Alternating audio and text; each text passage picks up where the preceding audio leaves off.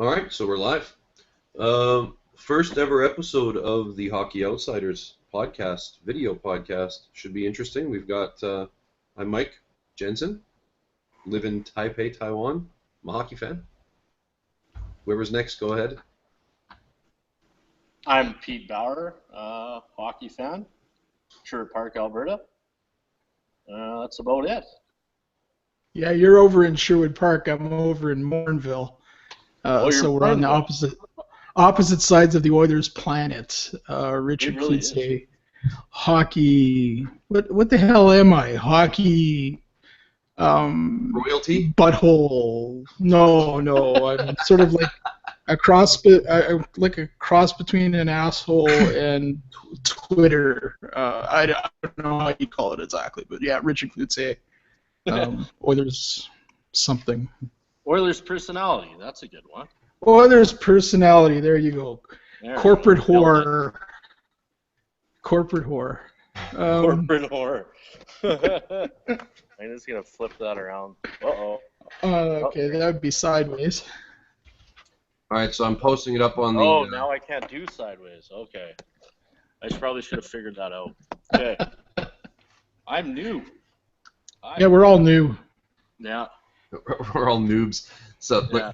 it'll get better, I hope. I hope it just gets a little bit better. But Hey, if anything, people are just going to laugh at us, and that's awesome. well, that works. They laugh at me all the time. Yeah, it happens to me daily anyway. It's not, not like there'd be much of a change. Yeah. What were you guys' thoughts on the finals, the playoffs in general? I guess. Well, we're not going to talk about the elephant in the room? Well, my face. PK? Oh. PK? No, we might as well stay on topic. No, I just want to be a dick. We'll get there. We'll get there. That could take a while. Finals? Yeah, thoughts on the finals? Yeah. Me, myself, I didn't enjoy it. It was very predictable, boring hockey. I found you could watch the last 10 minutes of every game pretty much, and you get all the action there. Well, they were all. Was it because they were just too close, or? You could say it was close. It was just, I don't know. There's just not enough offense for my liking. I know I'm not alone in that, but it's kind of like the easy way out. But What amazes me with the playoffs this year is that the West, and I'm going to show my bias here, the West is so much better than the Eastern Conference in terms of the quality of the teams. You have 5 or 6 different teams that could come out of the West any season, and they could win, and you could make a case for them. And then you go over to the Eastern Conference, and it's like the Penguins were really red hot over the last part of the season, and the Capitals were great all year.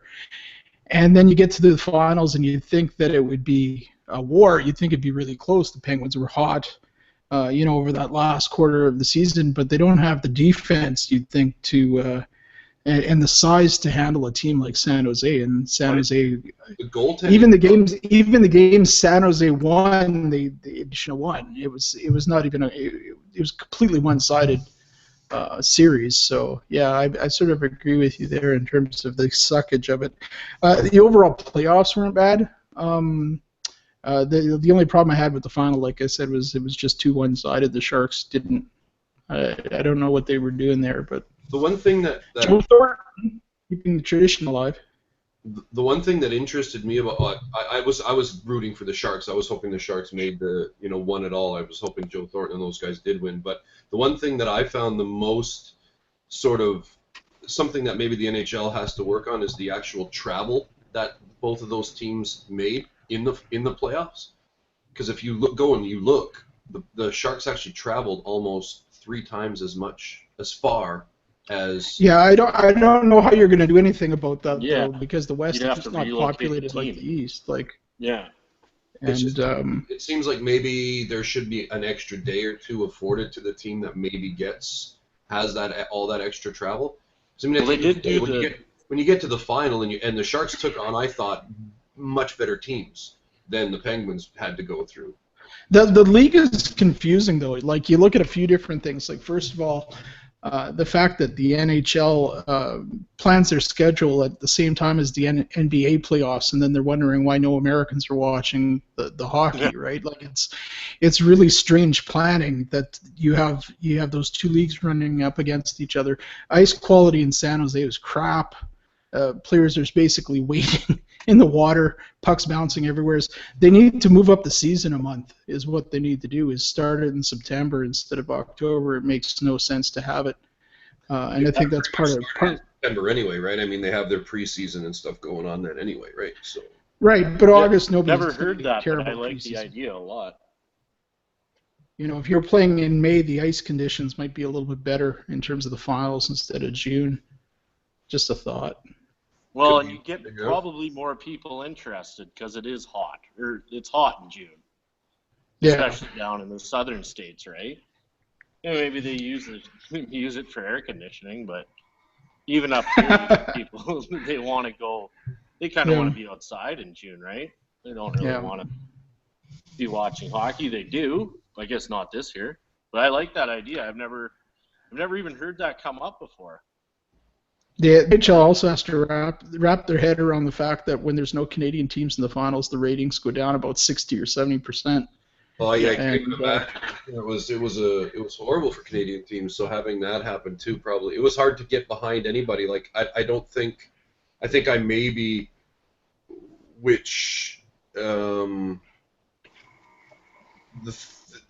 again having that, I watched maybe 3 games out of the whole playoffs, like full games. And it was because you just didn't have really an attachment to any one team.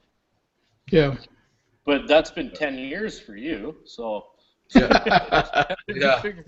Because I know I'm in the same boat.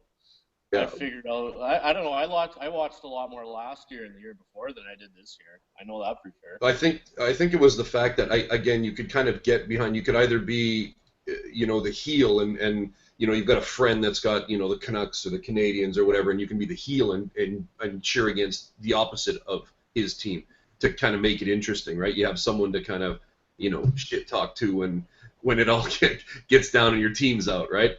But this year there just wasn't any of that because I literally don't know any Shark or Penn fans or there's one Ranger fan, but I mean they didn't last very long, right? So even anybody that went into the second round, Nashville and Dallas are very, very sparse for fans that you can really kind of chirp to, right? I mean, most of the people here that watch hockey are Canadians, right? Yeah, that's a good point. Yeah, I'm in the same boat. I know one Ranger fan as well. I chirped the shit out of him, though. I don't think the Rangers are ever going to pick up. I picked the Rangers to beat them, so it's a little bit weird for me. That was a weird situation. I think the Rangers are kind of like the Capitals, where they just don't have it. The Caps, if they were going to do something, I think it was this year, but I don't know. There's just something missing in that dressing room that doesn't get them where they need to be in the playoffs. Sad for Ovechkin, though. He might have to go somewhere else if he wants to get a cup. They're in a tough spot. I think that they need to. I think their window is sort of closing, which is really sad because I would like to see Ovechkin actually win something. Oh, he's an easy guy to cheer for, right? He's also lots of people hate him, I guess, but yeah, to get behind a guy like Ovechkin's pretty easy. You'd like to see him win. But how do you feel if you're San Jose? You got Marleau and you got Thornton and you got those guys, and they're all dinosaurs. They're starting to get older, and this is about as close as he's ever going to get. Thornton's ever going to get to getting his cup. Well, yeah, they've maybe got a year. They've maybe got next year. Maybe. I don't know. Yeah. They didn't have it as tough as normal years. I don't think this year. I don't think they have much more. I think they got a little bit winded. And their age showed, and their actually lack of Stanley Cup final experience showed this year. I think if they could have made something happen 2 or 3 years ago, I think they would have been a way better situation. But I think they're deeper. They were deeper this year than they have been in any other past years. Like getting the right pieces, I think, to complement the guys. Kind of what the Edmonton Oilers sort of need to do. They were able to go out and get these guys that are more complementary players like Ward and Zubris, and they had more. Zubris. Zubris was a train wreck. He was a train wreck in the final. Holy crap! He's depth, right? He's not, obviously not the worst option that you can go with, right?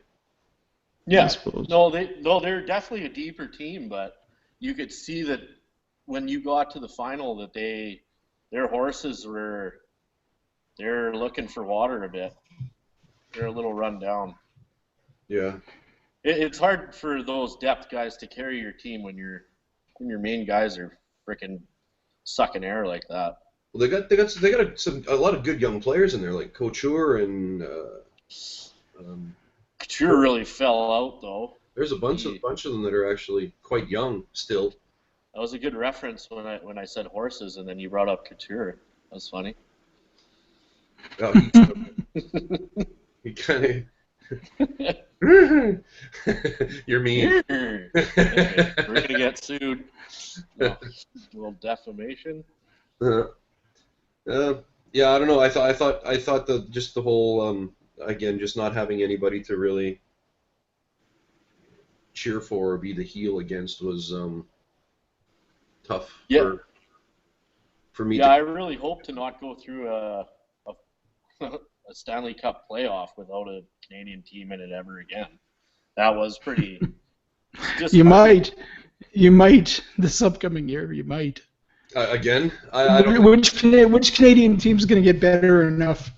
To get Toronto's not going to be there. Montreal. Vancouver's not going to be there. Well, maybe Montreal, but other than that, I think Winnipeg might be the best one, their best case scenario, depending on what they can do.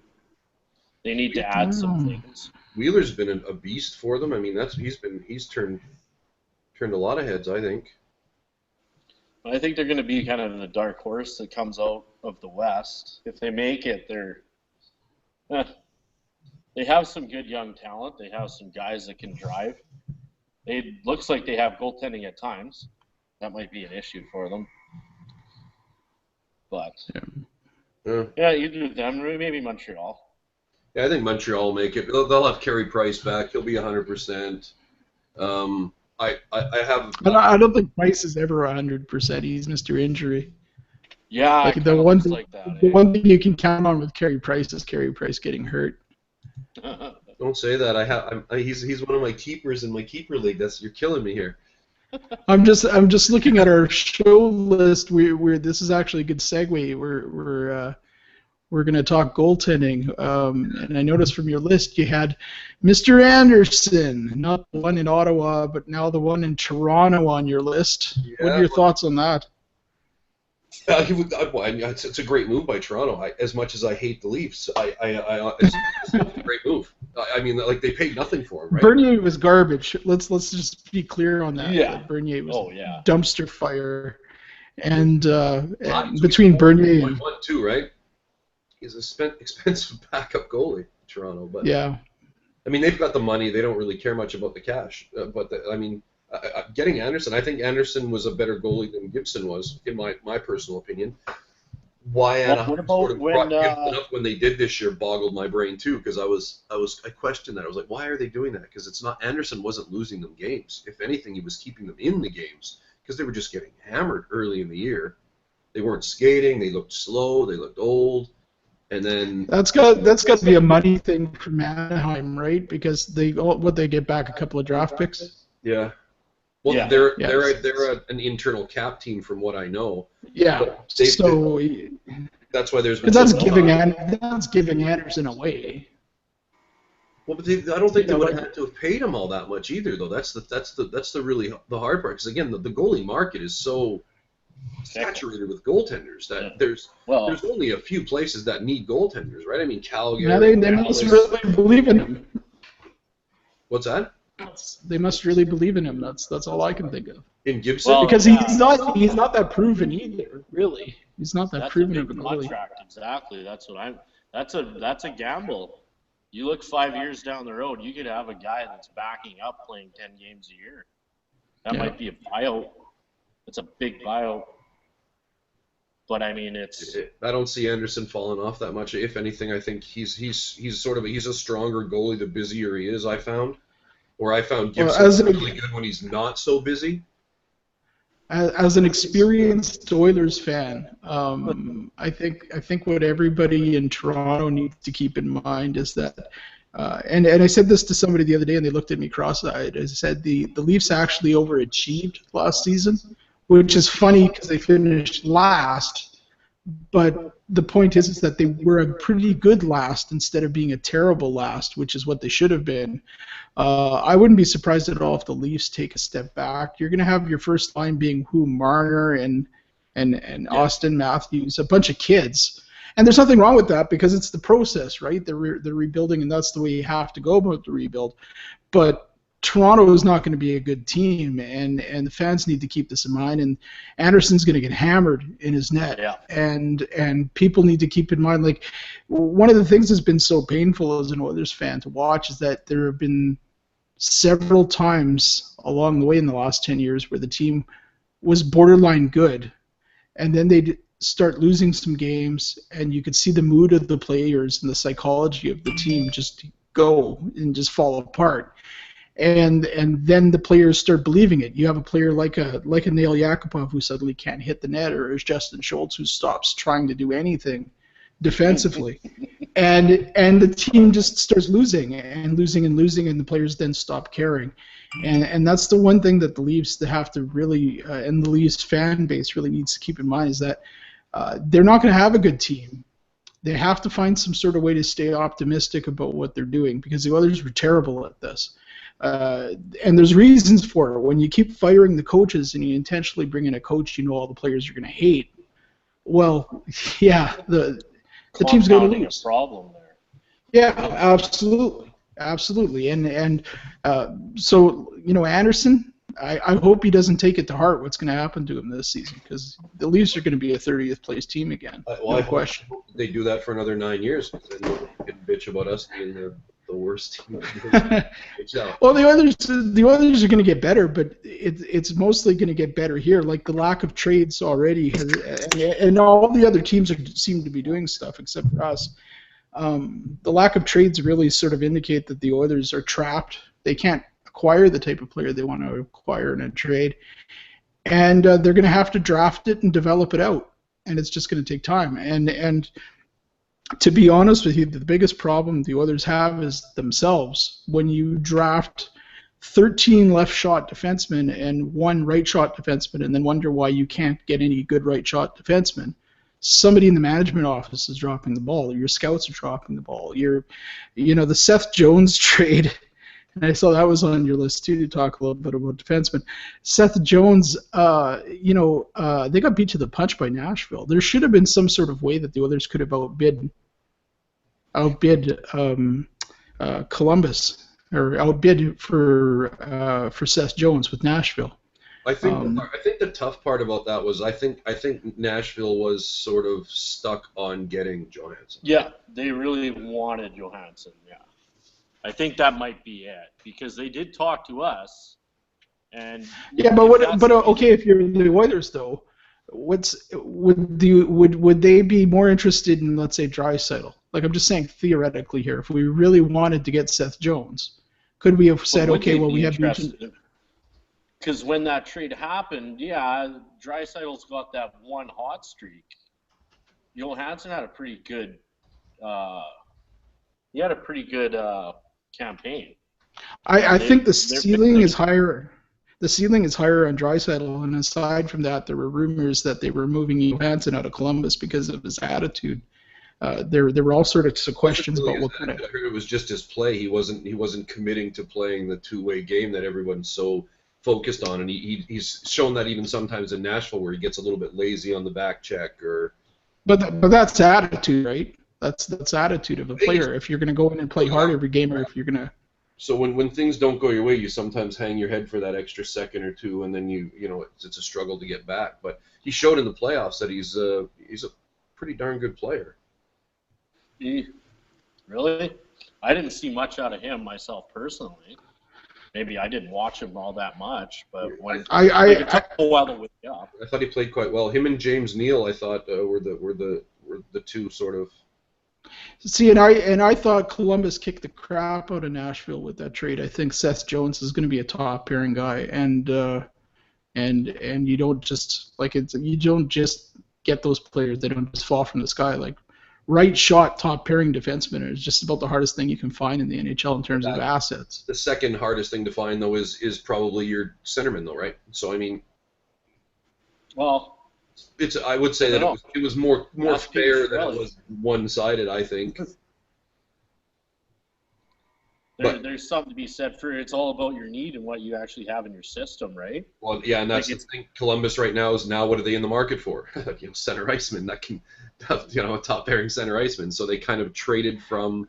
They're capped out though. That's going to be the challenge. They're going to be dumping some guys, and I think Edmonton might be in a good situation to actually give them a call. Maybe you could pick up a guy like a Savard and maybe a guy like Hartnell. I mean, I would gladly bring Hartnell in. I mean, he's a character guy.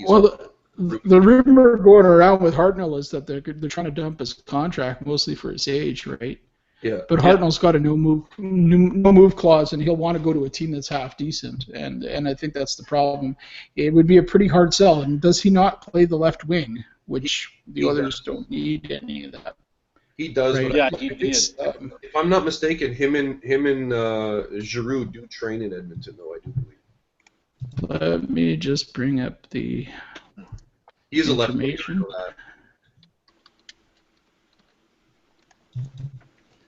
But he's going to be a kind of left wing guy anyway, right? He's going to be a lot of money. It's a lot of money to pay for your third line. What's the length? What's the term? Well, he's got 3 years left at $4.75 million, and he's left shot, left wing. Yeah.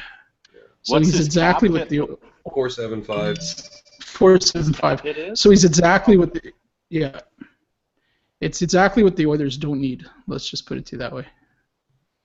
Unfortunately, I like Hartnell, so I say it. Unfortunately, it's. I like Hartnell, but it's not really about Hartnell. It's about getting maybe Savard. No. It's more about focusing on Savard and taking Hartnell as that cap dump.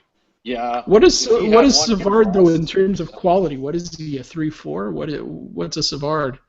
His contract is reasonable, 4.25, and he's got 5 years left. But he's 25. He's young.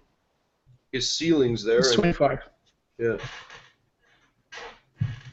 I haven't seen the player all that much. I don't know much about Savard. Yeah, he's not a bad player. Yeah. He's a 3-4. Like, considering the Oilers' options for defense, he's an improvement. Believe me, I wouldn't be upset at all if they acquired him. But how do you evaluate? What value to put on him? My garbage can might be an improvement on some of the D that we have. No. Justin Schultz is no longer there, so that can't be true. I don't know. Mark Fane looked pretty pylon a lot of times. I'll tell you, when they first announced that they made that deal for Mark Fane, I hated it right from the beginning. Yeah, I hated that. I said the exact same thing the second that they signed. I said, why? He's not even going to be on this team in 2 years. I had no idea. Coming up through the system, I said, why would they give him that kind of term and that kind of money when he's probably not even going to be playing in 2 years? But that's what this team was all about, and that's why I like what you were saying about them not just going out and making trades like they used to. So they used to go out and acquire these guys that were just, you know what, they could help us, and they might boot us around for a bit, and we'll give them some money, and then they end up being handcuffed by these guys. Like, Fane's untradeable. He came out of New Jersey. He wasn't anything to talk about. There wasn't much hype around him. I don't know how he got. I think there is a trade out there for Mark Fane. I actually think there is one. But Oilers fans would have to swallow pretty hard on this, because I think the trade that's out there is Mark Fane for Pavel Datsuk's $7.5 million cap hit. And the reason why you'd want to do that trade if you're the Oilers, two reasons. First of all, you don't actually pay Datsuk any money. It's just on the books as a 7.5 cap hit.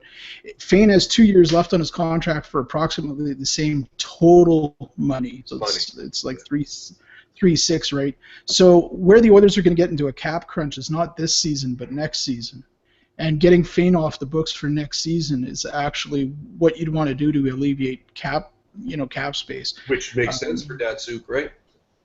Well, Datsuk doesn't give a shit. That's just on his last year, right? So it would only be this year. The rumor is that Detroit's really in on the Stamkos thing. I honestly think if Detroit gets rid of that Datsuk contract some way somehow, that Stamkos will end up in Detroit. Right, and this is where they help each other out. Is that you could have the Oilers theoretically not only take Datsuk's contract, but actually retain some of Fane's if Detroit puts in a prospect that's worth it, or a player that's worth it. And the Oilers would swallow hard this year. Like I said, it would handcuff the cap quite a bit in Edmonton this year, but then it's gone. As we all probably know, I don't think they're pushing for the playoffs at this point in time anyway. No, I don't think the point of the 2016-2017 season is to make the playoffs. I think the point is that you want everybody to overtly know that, though, if you're the Oilers brass.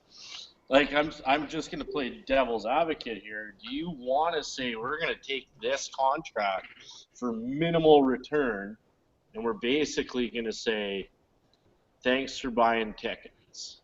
We'll see you next year. Well, that's what you're. I mean, well, no, but the truth is, no, but the Oilers fans aren't stupid. First of all, Oilers fans aren't stupid. Like, you run into it, you go into, let's say, an Oilers fan page, and there's a couple thousand people who are there. There's going to be idiots, and of course the idiots post comments because that's what idiots do. They talk. They like talking. Right? But the fact is the majority of the Oilers fan base, really smart and knowledgeable. You go on to the Oilers website right now, and they had a poll up. What should the Oilers do with that number 4 pick? And they had options. Should we trade it for immediate help? Should we trade down? Whatever. Half of the people who responded to that said keep the pick and use it on the best player available. It just so happens that if you do your research, you look at the history of drafts, trading down almost never works. You're almost always better to take the best player you can with your pick, because there's a better chance that's going to be an actual NHL player. And whether you keep, in this case, Matthew Tkachuk, or you draft him and then later trade him because you have too many left wings, you're still getting the best asset. And that's going to get you the best players you need when it comes time to. There's no rush to get Tkachuk playing for them next season, especially if they can go out and sign Lucic, which sounds likely. That would be awesome. I would so buy a Lucic jersey straight out the get. Yeah, it sounds. He is exactly what this team needs. He is an absolute beauty. He's one of those guys that you hate when he's on anybody else's team but your own. Yeah, Lucic is kind of the same. We're getting that with we picked up Cassian, who had that same MO, right? Yeah, I love it. He didn't have the upside of Lucic, so I understand why they want him. Lucic is what Pouliot should be, right? Like, Pouliot's kind of like a failed version of Lucic, and that's the thing is, Pouliot with $4 million on his contract, the others will be able to move him. They won't get a lot back in return, but they will be able to move him. You just give his money to Lucic, throw a couple million on top, everybody's happy. That's not an impossible trade, and you can easily play Patrick Maroon on your third line. You can stick Lucic with McDavid, and basically he kills anybody who touches McDavid. That's part of his job, and you still have Taylor Hall there. You're going to be very solid on your left wing. You could come into next season, not this upcoming one, and you can take your Matthew Tkachuk pick and say, okay, we need to get a right wing now for our top 6, and we can move the asset then, at that point. Or you could keep Nuge and play Draisaitl on your right side, right? I think Draisaitl and Hall are going to be together for a long time. Yeah, absolutely. I think that's a pairing that they just do not break up. There's just no way. I like Draisaitl. I don't know if he's 100% going to pan out. I don't think he's going to be as good as everybody else thinks he's going to be 100%, is what This is just like everybody's very sold on this kid. I think he's going to be an extremely dynamic player. I mean, you look at what he did last year. That's impressive for a kid that age. Like, really, think about that. And Chiarelli loves him. Chiarelli loves him. He's going to get bigger, stronger, faster, better. There's nothing but good things that I've seen from him anyway.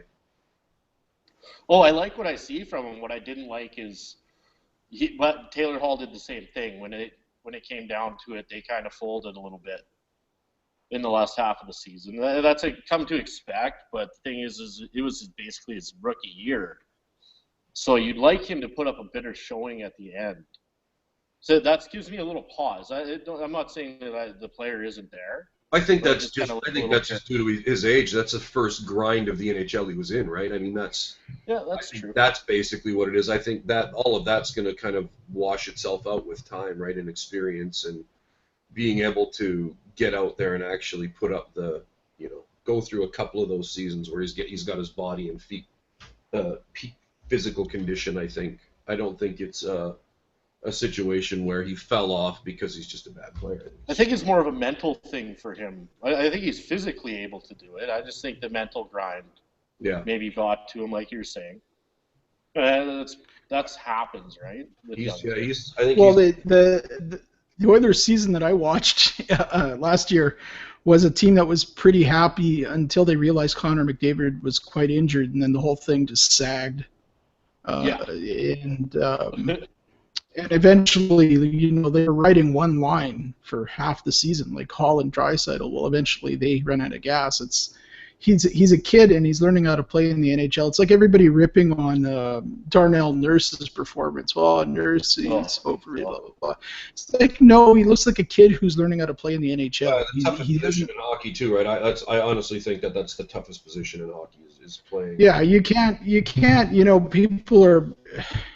I've read lots of stuff about people move Nurse. It's like, no, just let him play. Let him learn how to play.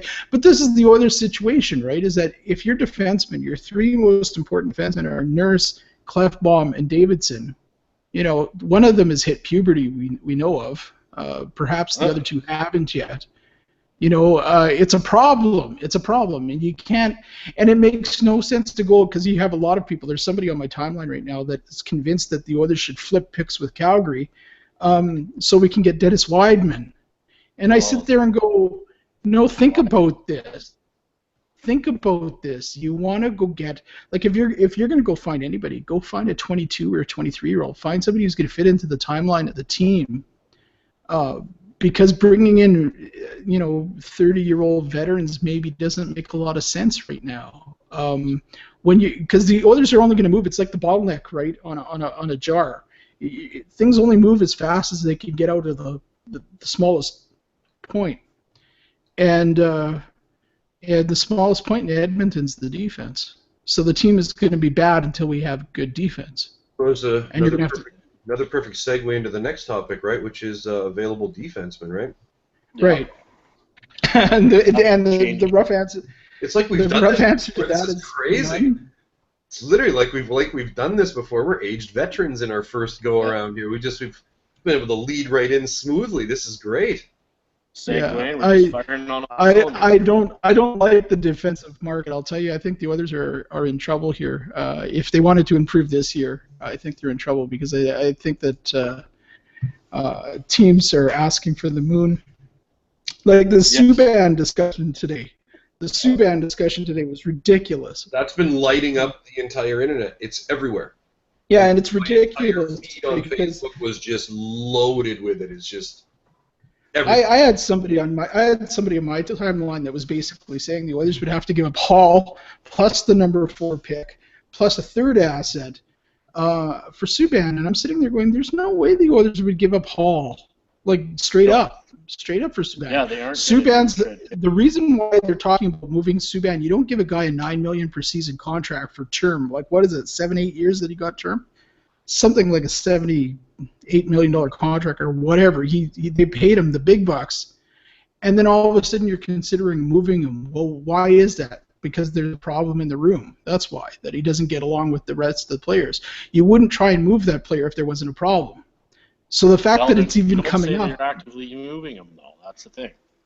There's a Oh, lot of come on. internals. And then Montreal puts himself in a real tough spot too. So if they get rid of PK Subban, then they're on the market for a number one defenseman, which is going to end up costing them what they. No, everybody knows what went on in Montreal this year. There was this. I don't know if you saw the one news conference that Subban was denying that there was a problem in the room, and he went up to Max Pacioretty and gave him a hug, and Pacioretty looked like he was the most confused person on the planet. And it's because there is a problem in the room in Montreal. Everybody knows it. And Subban's personality rubs people the wrong way. I'm not saying he's not a good defenseman. He's a great defenseman. But if you're going to trade Subban away with that contract hit, that cap hit, there's got to be a good reason. To get full value. Yeah, you can't ask for it. And so you're looking at maybe a Hall for Subban trade straight up, and that's realistic for both teams. But then you have people like, well, you're. Go ahead. Oh no, I just don't think the Oilers will do that. I think maybe Montreal did come back with that offer, and Trelli just hit ignore. We're not going to even go down that road for Hall. Well, the rumor is they asked for Draisaitl in the fourth, Which I do. I wouldn't do that. I wouldn't do it. I wouldn't do it. It's no offense, I'm not overvaluing anybody. I think PK Subban would be an absolute beauty to have, but for the future of this organization, I think the two players that the Oilers should be content with getting rid of are not Draisaitl. Is not Hall. Well, no, it's not about who you're content to move. It's about right now, and if you take their assets as a pool, where's your talent? Where's your asset pool most heavy? And it's at the forward position, young guys. And right now, that's not a huge ask to move a fourth which is essentially a prospect. Well, the fourth is okay. I'm okay with the fourth. Which is Draisaitl for a proven defenseman. It's Draisaitl. I mean, his cap hits heavy, but Draisaitl, when does he get signed up again? I think it's he's got another next summer? years, isn't he? He's got I believe just 1 year left. Is it 1 year left? No, I believe it's left. One. Is it? Yeah. Yeah, it's one because he played pro in his first, if you remember. Right, he did. Yeah, he was up for the first more than 9 years. Yeah, so he's an RFA next summer. Right. And you're looking at probably $6 million, like basically the Jordan, the Everly. He'll bridge. Depending on what he does this year, I think he'll bridge. I don't think he'll bridge. I think they'll want a long term. Really? Yeah, they'll have to because he's going up. That bridge deal makes it so he resigns that year or two after for mega bucks. If you could sign him for $6 million, I think that would work. But I mean, look at that contractually. I think he bridges. I don't think. But if you're looking at the cap space here, okay, so you have Pouliot, which I think is dispensable. That's $4 million. Korpikoski 2.5, Yakupov 2.5. Hendricks, you could make the debate. He's movable. 1.85. Letestu, who should be gone, 1.8.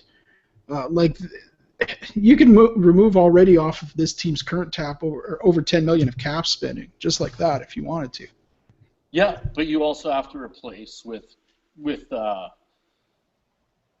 legit NHL players for most of that in the meantime, right? The thing I like about the Subban deal is you got $9 million over, I think it's 6 or 7 years he has left. And then that's a constant, whereas you draft, who are they going to draft at 4, Dubois or Tkachuk? It doesn't really matter. Those guys, once they come off ELC in 3 years, and then you have Draisaitl as well, you're probably looking at a combined total of 13 to 14 million. So really, you got and you're filling a huge hole by bringing in a number one. If the Canadian dollar miraculously comes back, the league will have revenues again. What do you guys think? Yeah, the cap's going up. I think that there's a few guys that the Oilers can target and could move guys not as important to the chemistry of the team. Like I said, I would be really leery of moving Draisaitl. I'm a little bit leery on the moving Yakupov as well because I think he's going to turn into a really good player.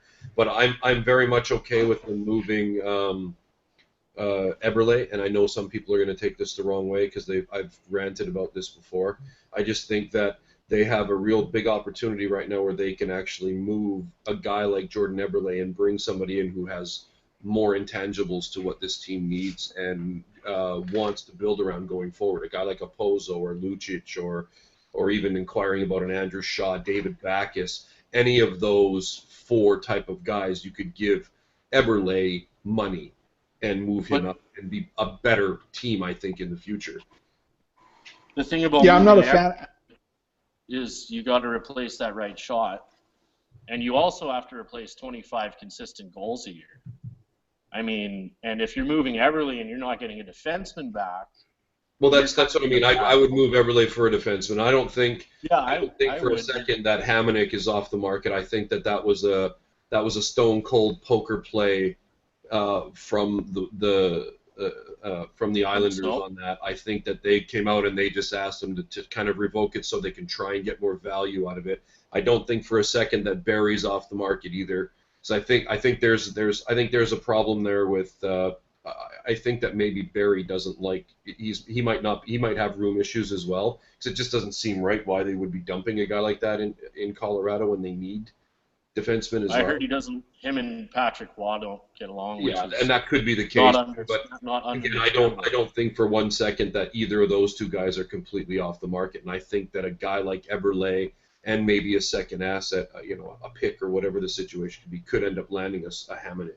And then the problem with Colorado and the Islanders though is both of them want defensemen back. They don't want forwards, and that's the problem in making it trade. But they've been saying too that they need to find a winger that'll play with Tavares, right?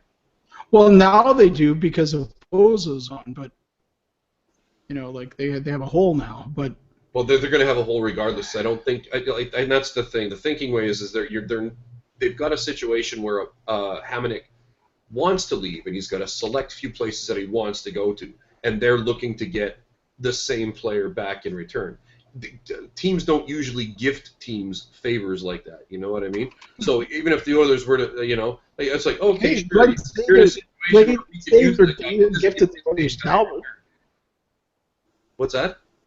I said Glenn Sather gifted the Oilers Talbot, remember, last year? He said he was doing it to be nice. Well, that's a different situation. That was very nice of that man too. Yeah. Chalk that up to a once in a decade type of move, and I don't think that happens too often. I mean, there's some goodwill to be made in it, but I'm in agreement with you, Mike. I don't think there's no way you can ask full value, but what you found out is you can't get full value back when your leverage is gone. I think them getting Eberle and a pick and a prospect is a pretty darn good deal for the Islanders at this point moving forward. And if it wasn't for the fact that the Oilers have nobody to play on the right side, no right shot people, they can just go get somebody. I can live with it. I know Backes is center right wing. He would be an absolute beauty to have on that side. And again, I would give Yakupov that spot on the top line where Eberle is. Yeah, Yakupov's not going to be back. I think that Chiarelli is sort of. That's unfortunate. I think he's of the opinion that they want to clean out the room in terms of attitudes, and it's terrible. What's terrible about it is Yakupov is going to go someplace like Montreal. He'll end up like there somehow, and then he's going to turn into a 35, 40 goal scorer, and everybody's going to go, well, Edmonton just kills prospects, right? And in a way, the organization has it coming. Under Ralph Kruger, Yakupov looked like the hockey player, and then they intentionally brought in a coach that everybody hated, and all of a sudden Yakupov's on the fourth line, and everybody's wondering why he's not scoring. Well, you don't take a player who's offensively gifted and stick him on the fourth line and ruin his confidence. Like Yakupov needs to go someplace else just for Yakupov's sake. I don't think it's ever going to work out because McLellan wasn't exactly warm and fuzzy with him either this season. Well, he gave him rope, but the thing is that they wanted him to turn around really quick, right?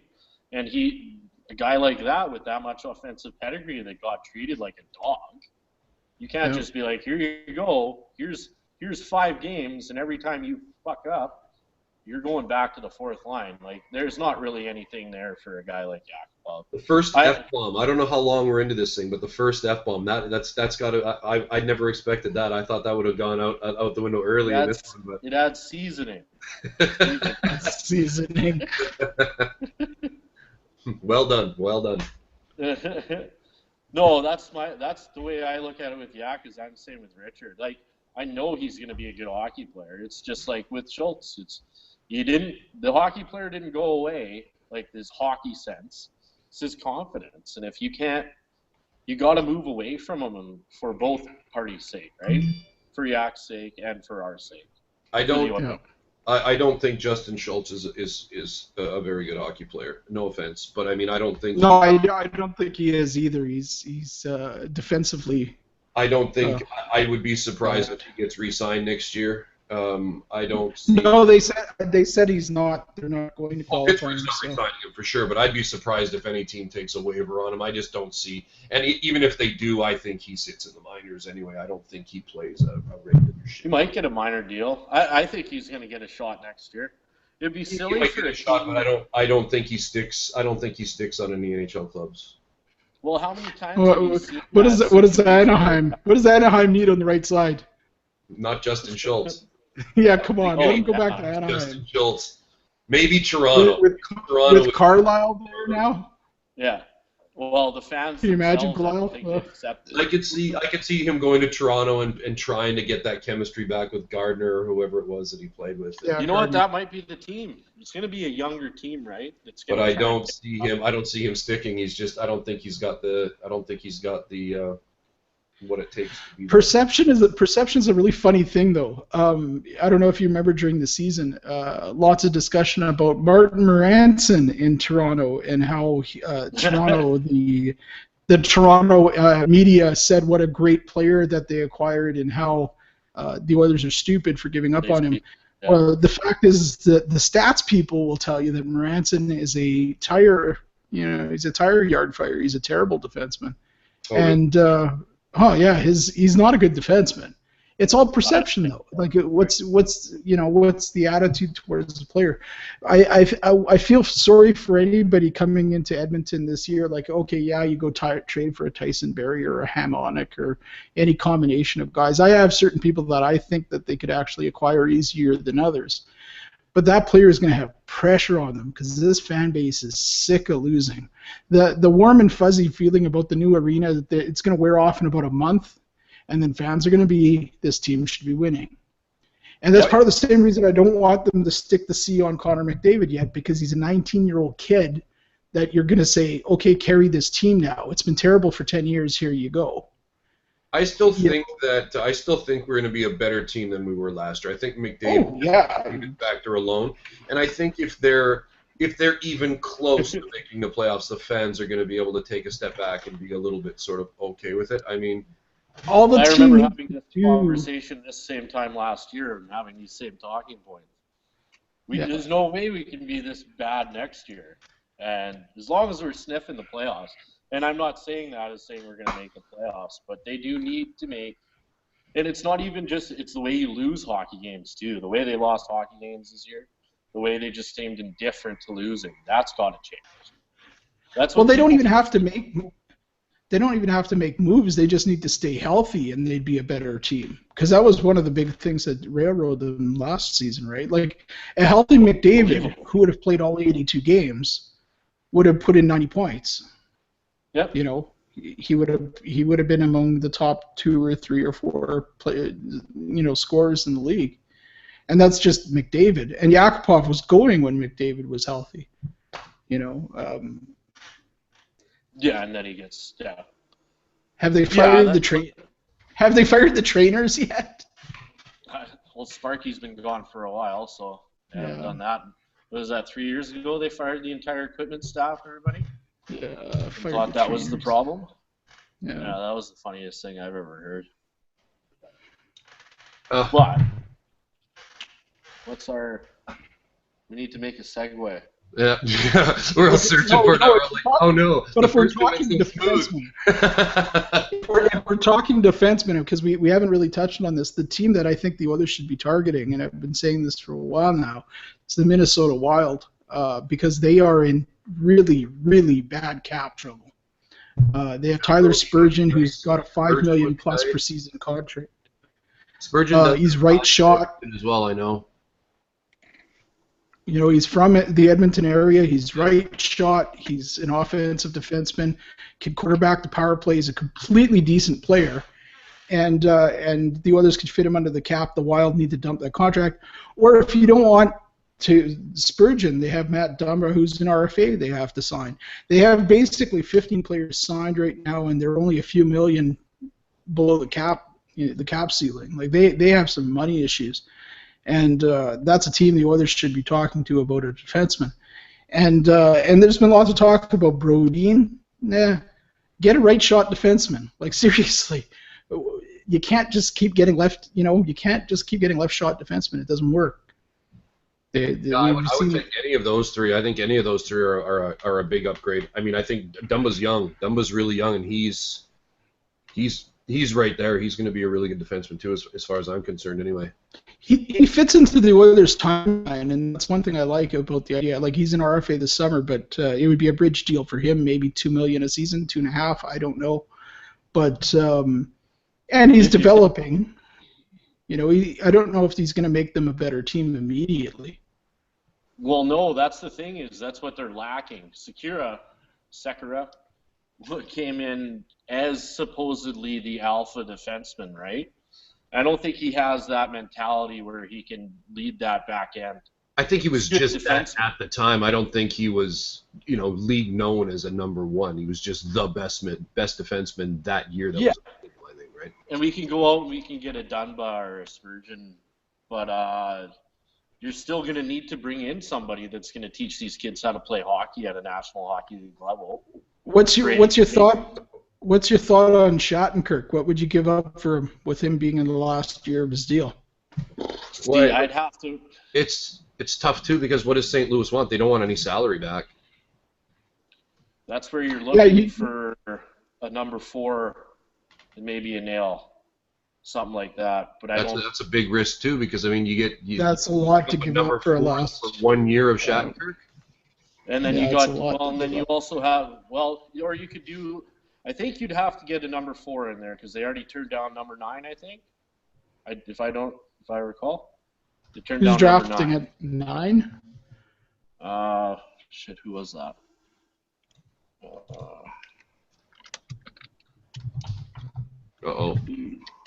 But I know that they turned down an offer. This is why I keep all the charts up usually. Oh, for Shattenkirk, I heard the offer too. I didn't hear what it was. Yeah, I can't remember what it was either. I heard that, but I don't know if there's any truth to that either. Because again, I think if they're going to get a pick for Shattenkirk anywhere within the top 10, I think they take it. I think they. Well, that's a pretty. Anyway. How can you make that up though? Because that's Montreal. Maybe it was Buffalo. Maybe it was 8. Buffalo's drafting at 8. Yeah. I can't. It was a top 10 pick, but they turned it down. Is it Ottawa at 9? Of course, when you want something to, is it Ottawa that's 9? I'm waiting for something to load here. Oh, Montreal's at 9, but I don't think that was Montreal. Montreal's at 9. Okay. I don't think it was. I don't recall them making that offer, but I remember I read something. I can't remember who it was either, but. But I mean, for that to float and a team not to deny it, then you can't just float that offer specifically. You could say somebody offered us a top 10 draft pick, but you can't say the number 9 spot got offered, and the team would be like, "No, we didn't offer you that." You can't. I don't see Montreal and Shattenkirk being a fit. I thought it might have been Arizona. That's a. With Arizona, did they actually need defense? I heard that was before they did their their big deal there. But yeah, I thought that I heard something along those lines there too. Okay, I'll throw an Oilers concept then to just to bridge this, because there's lots of talk about the Oilers, like the fact that Kachuk's a left shot left winger. The Oilers possibly trading down. Arizona's been one of the teams that have been mentioned, and Arizona has 2 picks in the first round. So I'm guessing that would be the trade. Is you'd have the Oilers giving the 4th overall to Arizona for, let's say, 7 and 20. Thoughts? What do you think? I wouldn't do that deal just because 7 and 20. 20 doesn't do once you get out of the top 10. Like, you're not really. 4 is much more valuable in my eyes in every situation than 7 and 20. 7's okay, but you're still not getting a player that's guaranteed going to play. And Well, who are you going to? Okay, so Kachuk is going to go probably 4th, unless Columbus does something. If you're going to drop to 7, you take Chychrun, I think. No, Chychrun. Or the highest-ranking defenseman at that point. You'll love it. The Oilers like Sergachev, and that's the defenseman that they like actually the most. Because even though he's left shot, he's right pairing, which is part of the reason they'd be interested. And he's a big body. He hits. He skates. Got a good shot from the point. He could power play, quarterback and power play. If you're going to drop him, then that's the guy you take. Yeah. No, it would definitely be a Sergachev thing with the 7th pick, but the 20th pick, who knows, right? The Oilers really like center Logan Brown as well. They're really, really high on this guy. I'm not quite sure exactly why, but they're very. I have heard that he might be the steal of the draft, is what they were saying. Logan Brown, I've heard. Well, he's a monster. He's absolutely huge, right? And I think that's part of it. Is like that. 6'6" and some ridiculous weight already. Like he's gonna be but that's he's gonna be enormous. Like, what do you do with him? But well, that's that kid out of St. Louis that probably what was that defenseman that came on this year? He's from here, I think. Went and played up in Alaska. But that's probably what spurred that on, because he was a diamond in the rough, and everybody was asking why we didn't find him. That's probably what's spurring on this talk, right? He's so big. This is what he's going to look like.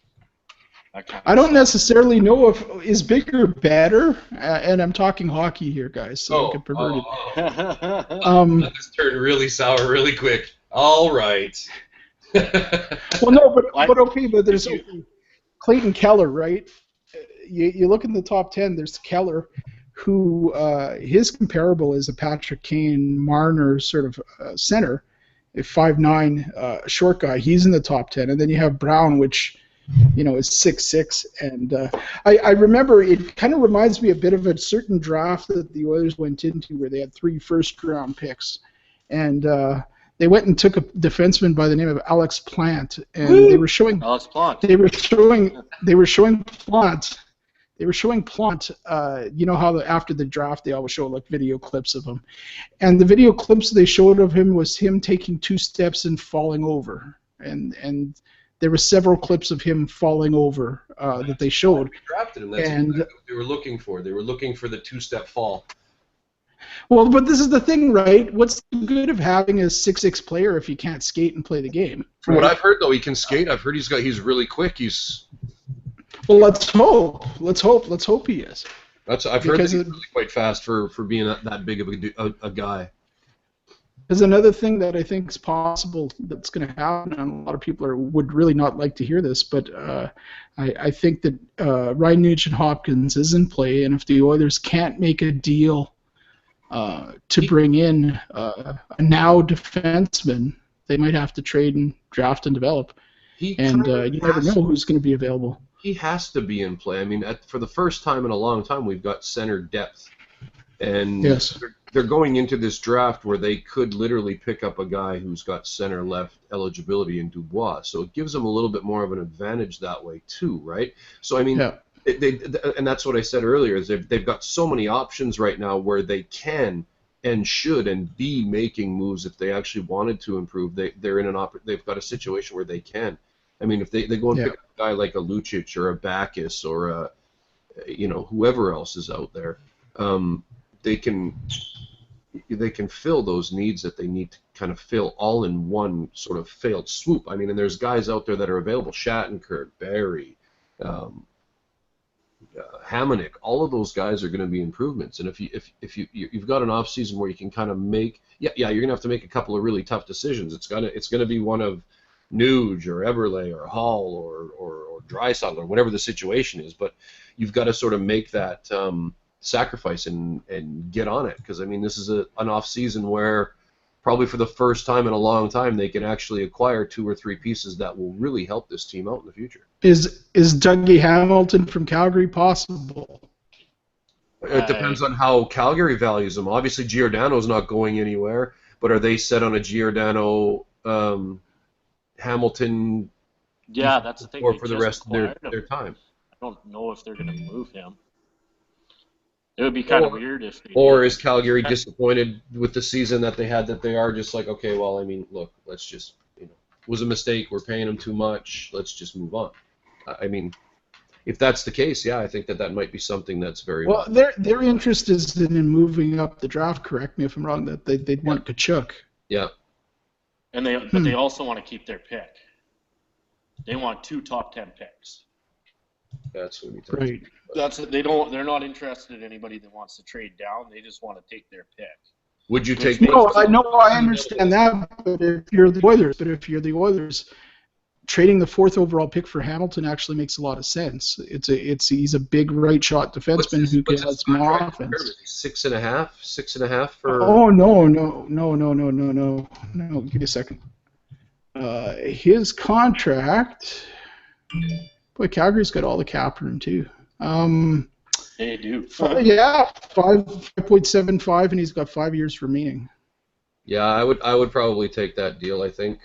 Yeah, I would too. I would absolutely take it for the 4th pick straight up. Boy, Calgary's young. Look at this. They got Colborne, Gaudreau, Monahan, all RFAs. Are they all RFA? Yeah, RFAs. they're on pace to get those raises, right? I mean, they're there. They'll be getting that. I think that's. So what do you give? They're trying to free up cap space. What do you give? What do you give Monahan and Gaudreau? What are they? $6 million a season players each? They're going to have to be, right? Well, it depends if they take that bridge, right? I mean, of course, every team's going to be gunning to ask them for the bridge deal, right? Every single team out there's look. Yeah. Everybody takes a bridge. Can you take but you can't ask Gaudreau to take a bridge. I don't think they're going to give them a bridge. I think they're going to lock them in if they can. Yeah, because they're trending upwards. You're asking to pay a huge price tag when that bridge. Well, too, the Flames have at it as of this moment $23 million in cap space. Yeah. It's not like they're hard up against cap. They'll probably they have Vladislav Smid. Yeah.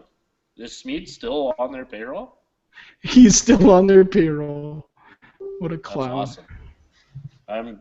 LB looks pretty damn good right now. Yeah. I was always happy with that deal. I've always liked Brossoit. I still think he's going to be a good NHL goaltender too. Well, he's just young. Just give him time. He's a kid. Like everything else in the Oilers. What's that? Schmidt should be coming off next year, though, right? I mean, it should be his last year, I think. Yeah. Yeah. In a recent interview, Shirley was saying that he was not necessarily convinced that that Brossoit needs to play another year in the AHL. It's sort of borderline, right? His thought was, if we get another goalie, we get another goalie, and if not, we'll break Brossoit in. So it's. I'm okay with that. He wouldn't be getting many games anyway. He didn't play all that poorly, considering. No, he didn't. His first 3 losses were like, I think he lost. I think one time they got shut out. Yeah. But then his confidence started snowballing down, right? And well, the team in front of him was garbage, and what are you supposed to do if you're a goalie? Like Talbot had the ability, the experience, and the ability to save the Oilers a couple of games this year. Like he won some games for them straight out, and their record could have been worse if they would have had Scrivens still as their goalie. Like it would have been. Scrivens wouldn't even have lasted because they would have got run out of town. Like literally. Exactly. Run out of town. Yeah. Where do you guys think Stamkos ends up? Detroit, if they can move. What's that? Sorry, go ahead, Richard. I was going to say Detroit if they can move Datsuk's contract, and if not, they're Buffalo. Those are the two. And you know what? I'm going to throw out a third name just because I have a gut feeling. Nashville. This You were could saying, yeah. Nashville, and the odd- reason is Nashville is very close to being good, like really good. true. They can find the money if they really needed to. But I don't know. Who knows, right? Toronto's convinced he's going there. Whatever. No, I hate that. Well, you know, like they'd have the money. I don't know why Stamkos would do it. Like that's the whole thing, right? Is like if you remember back to the 2015 draft lottery, and Connor McDavid's sitting there, and he obviously wants to play at home. He wants to go to Buffalo or Toronto, and he wants to be close to his family. And the camera pans to him. Guess what? You're in Edmonton weather. And the look on his face was, oh, crap, right? Yeah. Now you take a look at his face, 8-9 months later, and he's like, I'm going to play here my whole career, and we're going to win cups, and I'm going to love the place. But he's 18, and he comes from a family where that's kind of the attitude of the parents, too. That's how he's brought up, and that's just how he is as a person. Stamkos is at an age now where he's probably going to start thinking about winning cups. So does he think to himself, what's more important? What's more important, playing at home, in Toronto with his family, where you're guaranteed not to go anywhere near the playoffs in 3 years and probably not near a cup chance in 5. So you're going to want to go there, or are you going to want to go to a team that you say to yourself, okay, this team's a contender, this team's close. Like, look at St. Louis. They're going to be losing Backes probably to free agency. Could St. Louis find a way to get Stamkos? And then what does that do? Could you imagine Tarasenko and Stamkos on the same line? Well, that does actually free up because Backes is, I believe, 6.5, right? So it does free up the space, but do they have that extra cap room to be able to bring in a Stamkos? If you move Shattenkirk and you don't re-sign Backes, you do. Well, I think the team. I mean, it's on the eve, right? I mean, tomorrow. What is it? Tomorrow at noon for you guys. It starts, right? No, it's Edmonton time. It's 5 p.m. Edmonton time. So tomorrow at 5 p.m. Right? Right. Yeah. So we're there. I think that if Stamkos is going to sign somewhere, it's got to be a team that's ready right now. Okay, you guys are gonna help me. You guys are gonna help me with a project here. I gotta get something to write on.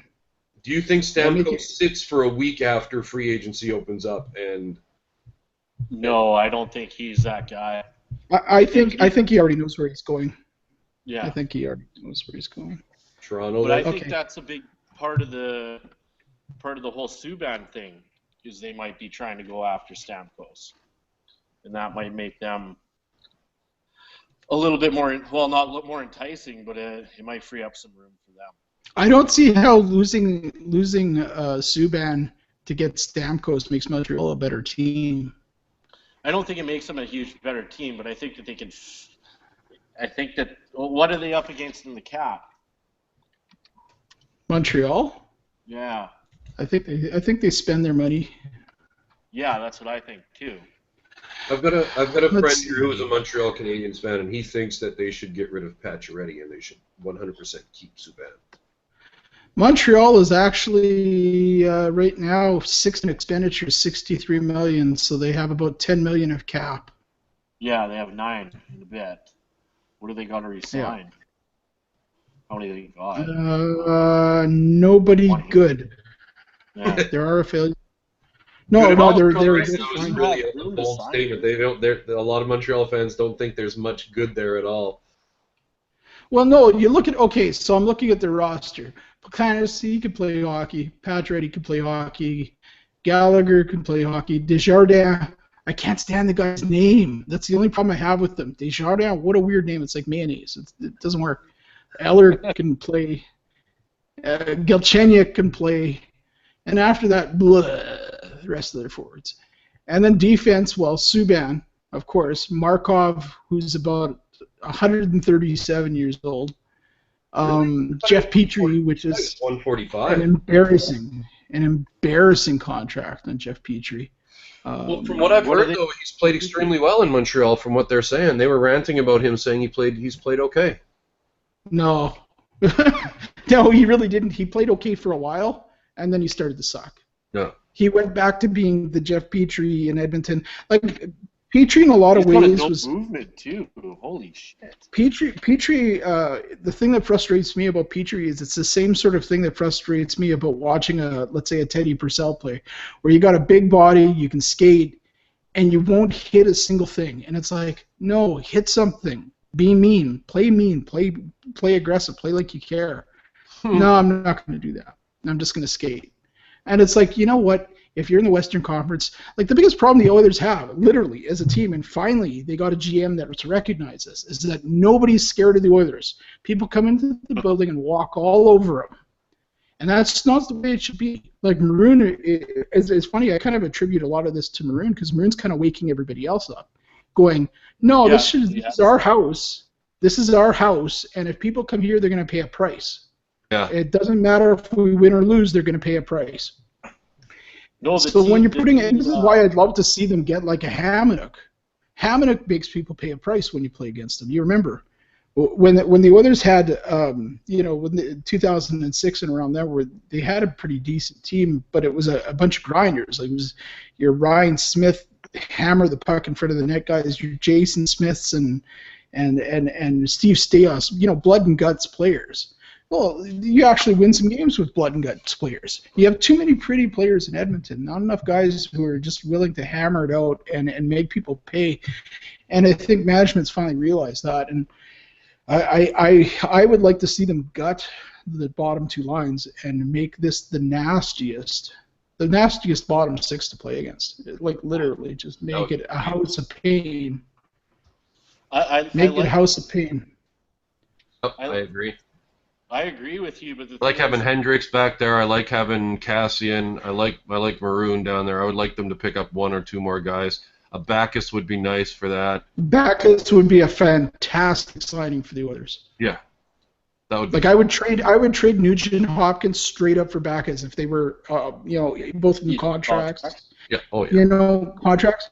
Oh yeah, because Backus makes people pay a price. He's a dirty, gritty player. Nugent Hopkins more talented, no question. Well, Backus brings so much more. Again, those like I've said this 100 times, intangibles. Those things that you need in order to build a good hockey team. And Backus. And they're not teachable either. Those are unteachable things. That's right. That's exactly right. It's grit. It's heart. It's desire to win. It's the emotion, loving to play the game, as it was. Yeah.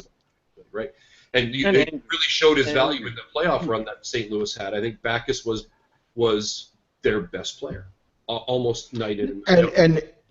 And talking about the entry draft, Dubois is the nastiest player in that top 10. Like in terms of what he does, he's a gritty, nasty, dirty player, and you kind of want that. The Oilers need that. They need guys who can who don't mind cracking some skulls. Like in sandpaper. That 2016 that just about won the cup. They just gritted it out. That's all they did. Is they just refused. They struck lightning in a bottle, right? But that's the thing I was getting at is you can go and fill that your back end of your roster with those guys, but the thing is that you need your top two lines to carry that through as well. I think we're so close to that already, and I think that's the biggest problem is those complementary guys. Like I said, if it was me running the show in Edmonton, Eberle out, Backus, Lucic in. And I would even go as far as to sign the other guy just outright, because we have the cap room to add another one of those two guys anyway. But what throws a real wrench into the whole, my theory is this expansion draft that's coming up, because that brings a whole new dynamic on who you sign for length and what ends up happening. Yeah, but like how much can you handcuff yourself to the expansion draft, because it's a constant, right? You know that you're going to lose one guy. So you got to make it so that you're not leaving a really, really desirable player out there. But you can't think about it and making your team better just because you're scared of expansion. But the Oilers can protect their entire top nine though, because when you think about it, they won't have to protect McDavid. He's ineligible, and whoever they draft this year is ineligible. So that's two guys out of your top nine. So you get to protect the other seven. Like you have your top three lines protected. The expansion draft doesn't scare me at all. Unless you're talking about leaving who you're going to lose if you're the Oilers is you're going to lose Brandon Davidson. That's who's going to go. Yeah. Yeah. And Well, whoever because bring in a guy like Hamonic or Barrie or Shattenkirk, one other guy's got to be left off. Well, no, Nurse, you don't have to protect. Yeah. Sekera, they put a clause in it that you can ask a player with a no movement clause if they're willing to go unprotected, so they may or may not do that with Sekera, but let's say they keep him. So Sekera and the 2 right shot defensemen, they go, well, okay, let's say Sekera, Clefbaum, and a right shot defenseman they get this year, whoever it is. And then Nurse is protected, and that's your 4. The 4 that are protected. So you'd lose Davidson. Davidson's the guy you go. Which is sad because I really like Davidson, but you also have Reinhardt, who should theoretically develop into an NHL defenseman. Dylan Simpson, they have to bring up and start playing him because they said he's too smart to be in the AHL anymore. He's a really good prospect. And Osterley, he looked like an NHL defenseman last season too. Yeah, I think he's ready. And there's lots of talk that Greba is not going anywhere, so that the others are going to re-sign him because they like his size and his grit. He's a good 5'6" defenseman. So they have people. I wouldn't want to lose Davidson, but if you have to pick between losing Davidson, let's say, and losing, let's say, Eberle because you can't protect him, you know what I mean? Yeah. I'm not worried about the others forwards at all. They're going to be able to. They're going to get through the expansion thing better than a lot of other teams. And the other thing is that they're going to have the ability to make some crazy ass trades when teams start unloading because they're scared of expansion. That's where your Oilers could get a defenseman. Yeah. I'm not overly worried about expansion either. I don't think Shirley is. He knows. If that's the thing about it, it's a constant. You're going to have to leave someone unprotected.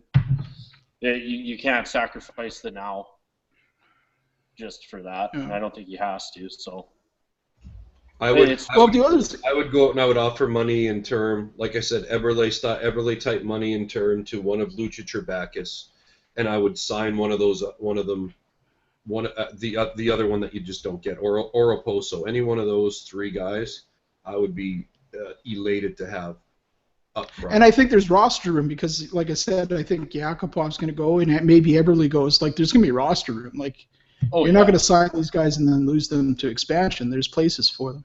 Yeah, of course. And Pouliot's probably not going to be around if you bring that. No, Pouliot's going. Yeah. Too many left wings.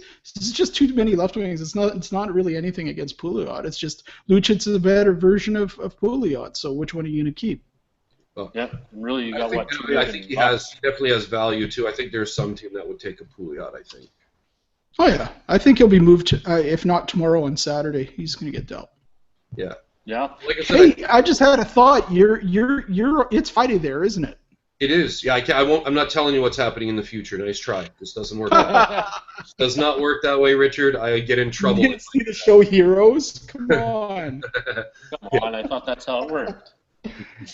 I get in trouble if I do that. Freaks people out. The time-space continuum. You guys warned us about 9/11. 9/11. There we go. 9/11 has been brought in. Al Qaeda, terrorism. Let's get the FBI watching these, okay? CIA. Strike that from the record. Sorry, I can't do it anymore. I'm trying to keep this thing afloat, and if I freak you guys out, you won't be back. Not gonna happen. Okay, well. I hope you have at least air conditioning over there. You were saying what? It's like 38 today. Oh, every house has air conditioning. I have air conditioning in every room in this house. Here's 1 second. You have to. If you don't have air conditioning here, I'm a typical Canadian. It's about 19 degrees outside. My air conditioner is off right now, and I'm just boiling. Oh yeah, you wouldn't like it here in the summertime. The summertime is brutal, hot. It's humid. It's uncomfortable. And for those people who are keeping track of the British referendum to leave the EU, the Let's Leave side is only about 1 million votes away from winning. So there you go. Oh well, there you go. I don't follow that. So it's the value of the British pound's about to take a pounding. So. Oh, I see. Well, Yeah, I do have a friend there. Like I said, I seen some of his posts on the on his Facebook. Vote to leave. I was just like, what does that even mean? I don't. What do you think? Well, What about the rumors about Bishop going to Calgary? Yeah. I don't know. I don't want him to get Bishop. Why would Tampa want to get rid of Bishop? Well, if they want to re-sign Stamkos, is from what I've heard, because they have to make a decision. Oh, it's a money thing? Yeah, Oh, okay. It's a lot of their. Well, you have that kid who's pretty. Is Vasilevsky that good? Yeah. I don't know. I don't think he's at this point in time much of he's a step down, but not much of a step down from a Bishop. And I think that once Tampa sort of got used to the situation with having him back there, they would be okay. I mean, that team in Tampa is really good. I think they're yes. You know, Defensively. They're a trade deadline defenseman depth pickup away from a Stanley Cup championship. To be very honest, if they keep Stamkos. Now, if they get rid of Stamkos, who knows? But I think they can operate without him, though. I think getting rid of a guy like Bishop is definitely something that they could swallow, having Vasilevsky. That's a good goalie, though. Oh, jeez. That would be something for us Oiler fans, right? So, there's talk that Fleury was on his way out of Pittsburgh because of how Matt Murray performed in the playoffs. There's talk that Bishop might be the guy out in Tampa. But again, I'd love Fleury. I'd love Fleury to go to Calgary. Yeah. Well, I heard the asking price is their first-round pick, though, and Calgary said no. I'm not sure how much truth. Are you kidding? I heard that too. That's pretty high price, right? It's garbage. But there's such a small market for goalies in the NHL right now. I mean, Dallas would love to be able to grab one of those two guys, but they've already got $10+ million wrapped up in their two guys. Calgary's another place that needs a goalie, but that's really about it. There's nowhere else that really needs goaltending in this league, and there's a lot of goaltenders that are going to be out there. I don't think it's that saturated, though. I think there's a lot of guys that would like to improve their goaltending. Yeah. Even I can't name them off the top of my head right now, but there are guys that, if you put those guys out, I think there's a market for both Fleury and Bishop outside of those two teams. But I don't know. You'd have to look at their cap situation and all that. But I might have to sign off, guys. All right, that's fine. This was a good first show. Well, like I said, I'd like to try and do this once a week with you guys. I mean, if we do get a lot of extra followers and it does get a little bit more popular, maybe we can start doing it a bit more frequently. But once a week, I think, is okay. I don't know if you guys maybe want to get together like just shortly after the big day tomorrow or whatever it is, but I'll be I do that anyway, so we can definitely keep some stuff going. Excellent, yeah. No, I enjoyed it. Yeah, it was a good time. That was a hockey talk. Today, at least, I mean, that was nice. Hockey talk. Now I don't have to go spend 3 hours on Twitter. Yeah. Talking about the same. We probably missed everything. PK Subban's probably already been dealt since this whole thing started. No, I just checked. He's still a big pile of nothing. I have the computer up and running while all this of this is exactly why I said the Hockey Outsiders. We have zero claim to anything. We don't know a goddamn thing. We're just here, The TSN website right now is reporting about the Ticats beating the Argonauts. Let's just put it to you that way. She's a dead night. There's nothing's going to move between now and the draft anyways. It's a silly time to make a trade. The draft floor could be pretty funny tomorrow, though. There could be some hilarity.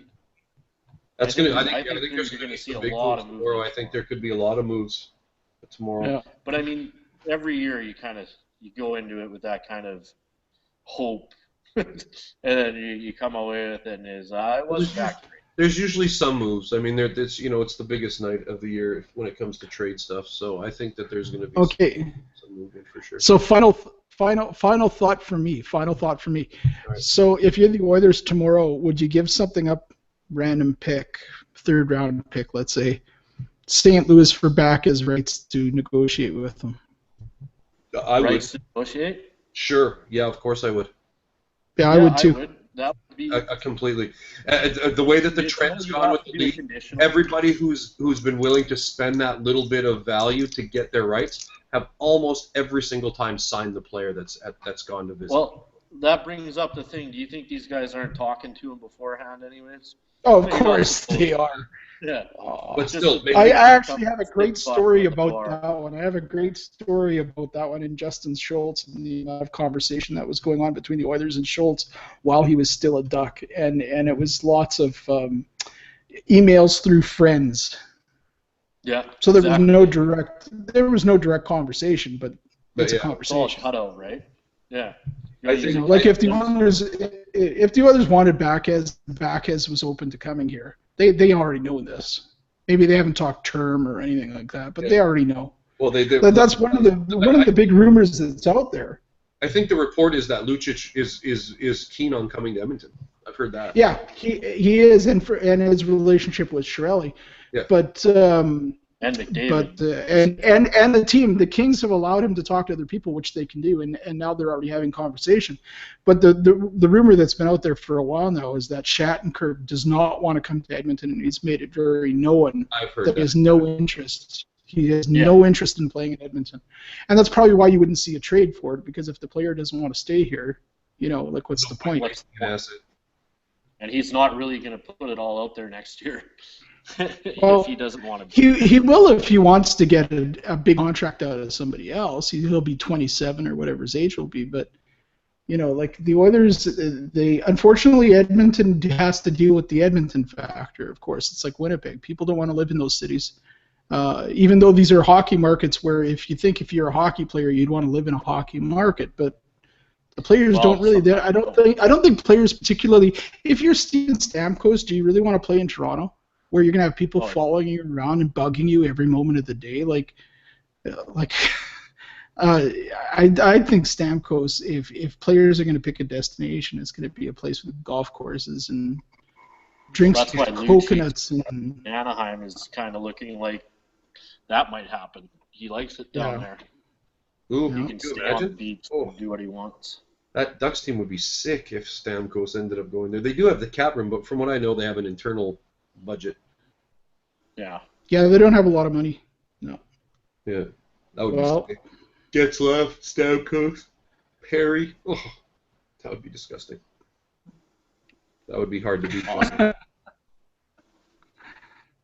Well, gentlemen, I give you a good day then, and thank you. Good night, guys. Thanks again. Like I said, I'll be in touch, and maybe we can do another one of these in a couple of days just to kind of talk about some of the stuff that's gone on, and I'm happy. Yeah. Outstanding, I'm trying to find a fourth as well, so I'll be out looking to try and find a fourth. Hopefully we can. I mean, if you guys want to stick the three of us together every time, that's fine. But if on the off occasions somebody can't make it, we'll just have a list of people that can kind of just come in. Yeah. Yeah. No, I'm good with this setup right now. All right. I'll talk with you guys a little bit more about the website and all that kind of stuff as well. Richard had mentioned that he's he may have something on the go as well anyway, so maybe we can just work with that one. Yep. Is that cool? I have a lot of writers. That's the one thing I have at my disposal is a lot of people who want to write for me. So. Well, there you go. That's a really good start. So maybe we'll just maybe we can just use that as sort of the way to go through instead of starting up a whole nother one ourselves. Excellent. Is that cool? Perfect. If that's me pitching to you, Richard. I'm pitching us. Well, no, the thought with coming on with me, it's the other way around. The thought with the website is basically what's going to happen is that there's going to be at least 30 writers, because I want somebody to cover every team. Yeah. We also want to bring in a number of podcasts and have them running different nights. Cool. Do a weekly roll. There's 3 or 4 different podcasts that I know of people who are looking for a home. So that's kind of what we would do is there would be a broadcast schedule, and those would run, pretty much daily sort of thing. Different one goes up on the site. Yeah, I'd be interested in doing something right along this lines. Like I said, I have I don't mind talking hockey. I could talk about it for days, but I don't do any writing. I don't have time. Yeah, writers are a special breed. Yeah, you have to find somebody who has a lot of time on their hands. Yeah. Like, to be any good at writing, you have to put a lot of thought and effort into it. And you have to know which is a big. Although I'm actually blessed, that's the one thing I'm actually good at. My writing is not particularly good, but I have one thing going for me. I can put out the most volume of anybody I know. I can absolutely put out huge amounts of writing. It takes me 30 minutes to spell words properly. I got to spell check it on my computer, double check. No, that's part of the fun, man. You spell everything fucking wrong. It's fun for you. That's part of the fun. I find it you read my blogs, and they're just chaos. It's chaos, and that's the idea. Is that bloggers get it wrong. They try and retell what the sports media do, and there's no interest. There's nothing interesting about it. Well, as I've told, a blogger's supposed to. A blogger's supposed to talk shit. That's what you do. You talk shit. You throw handfuls of poo. You're a monkey in the zoo throwing a handful of your own feces at fans of the other team. That's what a blogger's supposed to do. Throw hands full of feces. And I want to do that with 30 other people. Well, this is like I said. I'm in if you guys are. I mean, I have to say I have to say thank you to both of you guys for actually doing this for me. I know it was sort of just like kind of off the cuff, and I appreciate both of you guys coming out and spending the time. It's great. Extremely successful first show, I think. I'm really happy with the length. I'm happy with what we covered. In closing, for me, fuck the Leafs. there's throwing poo at its best right there. You can't get any more good, better at throwing shit than that. Also fuck the Canucks, yeah. Yeah. Excellent, gentlemen. Take care, gentlemen. That's great. Talk to you guys soon. That's a good sign off. Bye-bye. Later, boys. Yeah.